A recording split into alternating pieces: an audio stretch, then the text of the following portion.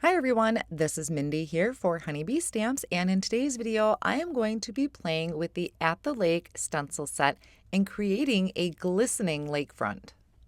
Here's a look at the stencil set that I will be using today. It is called At the Lake. It is a beautiful 6-piece, I believe, stencil set, and Honeybee labels all of their stencils at the top so you know which layer is what. So I put mine in a specific order. I don't know if this is the order it's supposed to go in, but it was what worked for me. So I'm going to start out with a 6x6 piece of Hammermill cardstock. I placed a little bit of repositionable tape on the back to kind of just hold that in place on my surface. And then I'm starting with the first layer of the stencil. Now for this one, this is going to be one of the tree sets, and I'm starting with Twisted Citron Distress ink. I chose to work with distress inks today because, for one, they are really easy to clean off your stencil. All you need to do is rinse your stencil under water. And two, the distress inks are a nice vibrant color.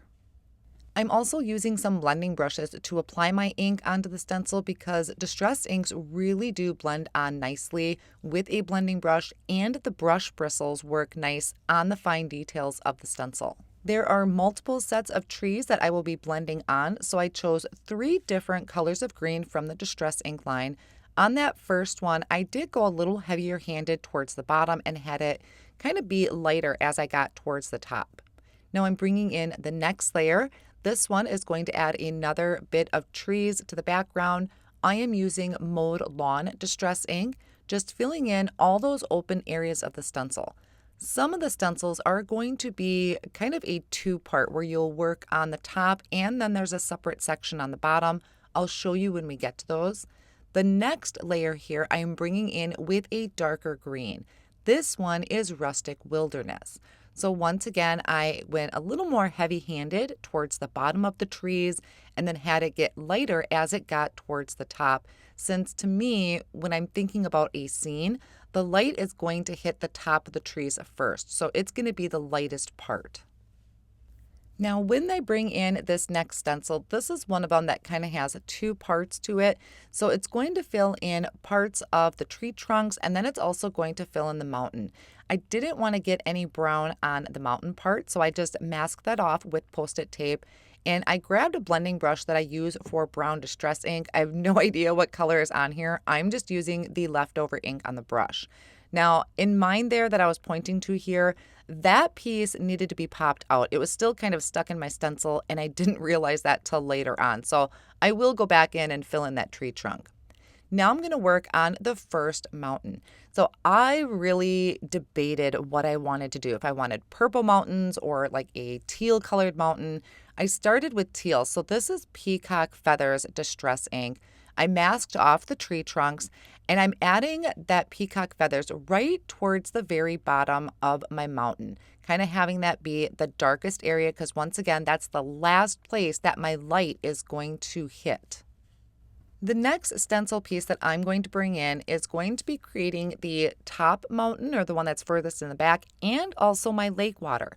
So I want to mask off my lake water for right now, and I'm going to be bringing in Salvaged Patina. I'm once again kind of starting off towards the very bottom and blending up towards the top to get lighter. It is going to be super light towards the top, but it is a little bit of color you'll notice once the scene starts to come together. Now, I do love Salvaged Patina, but since I needed to do some lake water and I was liking that blue combination, I am coming in with Shaded Lilac just at the very bottom of the mountain. So that way I can still use those 2 blue colors for my water. So I removed my Post-it tape. I'm placing that up to kind of mask off my mountains. And now I'm coming in with that Salvaged Patina once again. Now for the lake water, I am going to start on the very edges, so the right and the left side of my water. And I'm going to have it blend in towards the center and fade off towards the center. So it's going to look like we have this gleam of light going down the middle. Now I'm going to bring in, I think this was maybe Broken China or Salty Ocean. Sorry, can't remember. I will double check. But this dark, no, it's Mermaid Lagoon. Sorry about that. Mermaid Lagoon. I'm coming in on the very outer edges again, blending in towards the center and having it fade off. So now I have this gorgeous, serene scene. I love how this is coming out right now.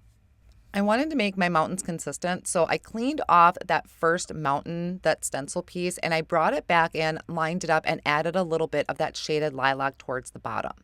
Now I'm bringing in the last layer of the stencil, which is going to add in another bit of hillside there with some trees, and it also has the piece for the sky. So for that second layer or that other set of trees, I brought in the mowed lawn again, but I just went heavier handed to distinguish it from the other set.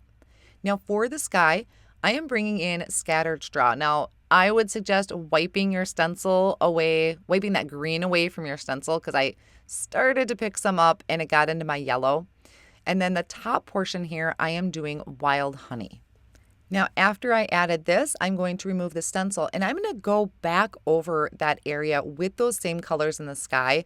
Actually, I think I just used wild honey and just lightly where I got light-handed towards the mountaintop. So I still have this like bright, serene scene where the sun is coming up or setting, however you want to look at it. Off screen, I went through and just kind of cleaned off my stencil and I brought in the layer of the stencil that has the water, the lake water. And whenever I'm on a pontoon or on the lake, I'm always just totally amazed at how it glistens like just sparkling diamonds. So I brought in my Moonstone shimmer paste and I'm just spreading that over that lake water, starting in from the sides and bringing it in towards the center. It can be scattered. It doesn't have to be perfectly covered. So I'll remove that, go rinse off my stencil, and then I'm going to work on creating a frame for the front of my card. So I'm going to let this dry for a little bit. To create my frame, I am going to use the oval dies from Honeybee Stamps. I started with one of them. I think this is the third largest or third from the largest. And just kind of using that as a guide of what I wanted to do with my scene. I know this might break some people's heart to trim that background down, but I really wanted to add some white into this and highlight the scene. So I found one that was going to fit the area that I wanted, and I'm going to die cut that out of white cardstock. But first, I want to double up my frame. So I added a piece of white cardstock behind there, then ran it through my die cut machine. Now, the first one cuts out. The second one, it indents it really well. So all I need to do is place that oval back over that area. It kind of slides in like a puzzle piece, and then that'll die cut out that second frame. So I'm going to glue these two together using some liquid glue. The main reason I did this is because I just wanted to add stability behind my frame so it's not real flimsy when I go to add my foam tape behind. And a reason I'm using liquid glue to attach those two frames together is it gives me a little wiggle room to make sure that my ovals are lining up. Now I can come in and place that foam tape all the way around the edges. I did have to trim my foam tape down into some thin strips because of that border there. For the sentiment, I'm using the Hooked on You stamp set. It has a lot of really great sentiments on here.